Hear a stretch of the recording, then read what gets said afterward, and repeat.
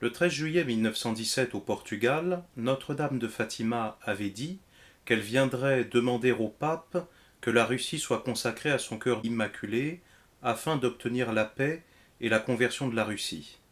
Probablement avez-vous vu l'annonce que cette consécration serait faite le 25 mars 2022 au Vatican. Or, il se trouve que j'ai précisément sous les yeux l'acte de consécration qui a été prononcé le 25 mars 2022.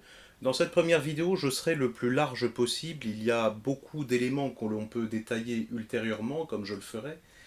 Pour l'instant, je ferai quelques considérations. Tout d'abord, le titre nous indique un acte de consécration au cœur immaculé de Marie. Mais acte de consécration de quoi? C'est ce que nous allons voir précisément.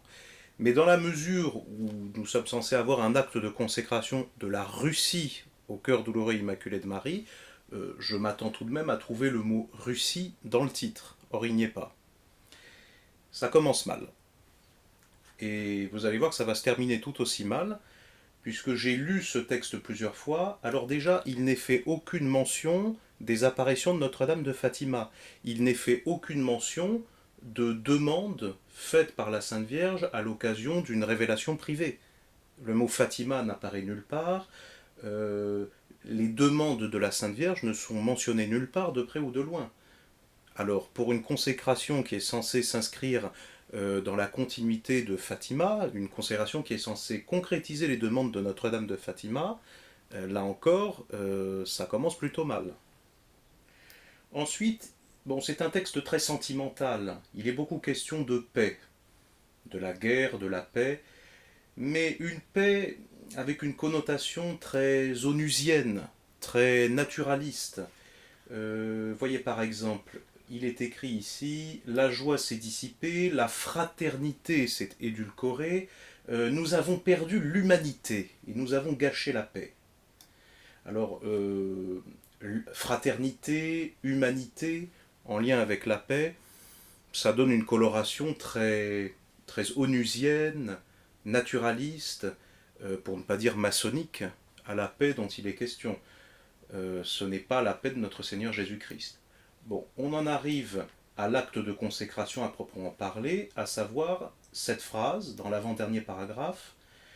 Alors, bon, le tutoiement est employé dans la traduction, je vais simplement remplacer le tutoiement par le vouvoiement, parce que pour moi il est impossible de tutoyer la Sainte Vierge.